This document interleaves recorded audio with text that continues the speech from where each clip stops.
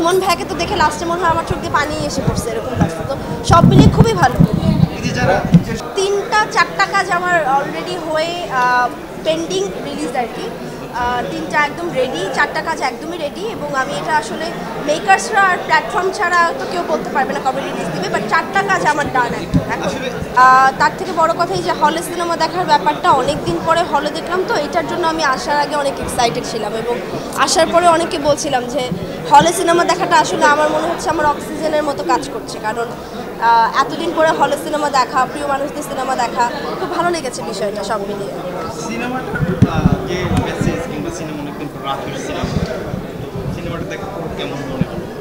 না, সিনেমা তো ওভারঅল অনেক ভালো ছিল, কিন্তু যেটা আলাদা করে না বললে না যে শারিক আপু আর ইমন ভাইয়াকে আমরা মনে হয় খুব নতুন করে আবিষ্কার করেছি।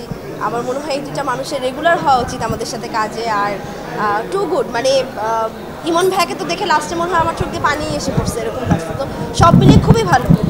যারা যেসব সিনিয়র আর্টিস্ট অনেকদিন পর বিরতি নেওয়ার পর আবার এরকম ভালো কোনো কাজ দিয়ে কামব্যাক করে, এটা আপনারা জুনিয়র আর্টিস্ট হিসেবে কেমন মনে হয়? আমি তো সবসময় চাই সিনিয়র আর্টিস্টরা কাজ করুক আমাদের সাথে, কারণ একটা সেটে একটা সিনিয়র আর্টিস্টের সাথে কাজ করা কিন্তু অনেক বড় ব্লেসিং, কারণ অনেক সিকোয়েন্সে তারা আমাদের হেল্প করে।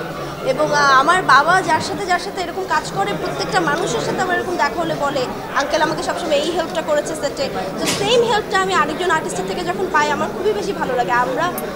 আমি স্পেশালি রেগুলারলি চাই তাদের সাথে কাজ করতে। আপনার নতুন কাজের আপডেট কিংবা নতুন কি পাচ্ছি আপনার কাছ থেকে কিভাবে? আমার 3টা 4টা কাজ আমার অলরেডি হয়ে পেন্ডিং রিলিজ আর কি।